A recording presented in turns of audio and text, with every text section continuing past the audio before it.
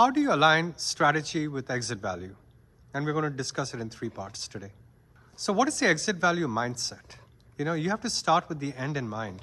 What if I told you that Jeff Bezos knew Amazon's exit strategy before he sold his first book? Or that the founders of Instagram designed their company for $1 billion acquisition from day one?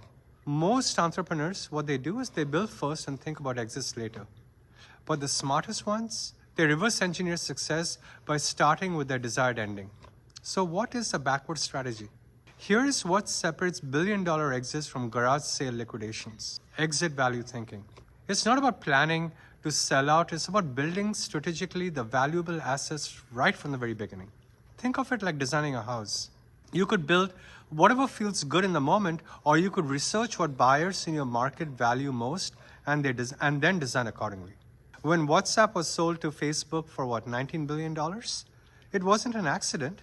They had built exactly what Facebook needed: massive user engagement, global reach, a business model that complemented rather than competed with Facebook's core advertising engine. They were not just messaging, they were strategically positioning their business. So the 3 exit paths that one needs to consider, there are always 3 operational or 3 potential exit paths, and each one values different things. Path 1 would be more in strategic acquisition. This is when a larger company buys you because you solve a specific problem for them. Google bought YouTube not just for the revenue, but because they needed video dominance. If this is your path, build something that fills a critical gap for industry giants. Path 2, financial acquisition. Private equity and investment firms buy you for your cash flow and your growth potential. They are essentially buying a money printing machine. If this is your path, focus obsessively on predictable revenue. Focus on operational efficiency and scalable systems. If you're looking at an exit for a public offering, the stock market will buy your shares into your future growth story. They want massive markets, they want clear competitive advantages, and they want management teams that can scale. If this is your path, build for scale, build for transparency, and public company exit value will come into place at that point.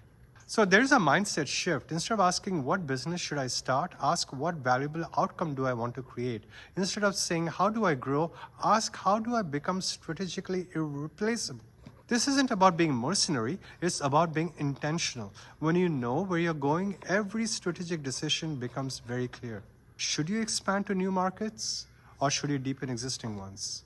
Should you build proprietary technology, or should you focus on customer relationships? How about prioritizing growth versus profitability? The answer depends on your exit strategy. The companies that achieve the highest exit values are not just successful, they are strategically designed for maximizing the value creation process. In our next episode, we'll dive into specific value drivers that acquirers and investors actually pay premium prices for.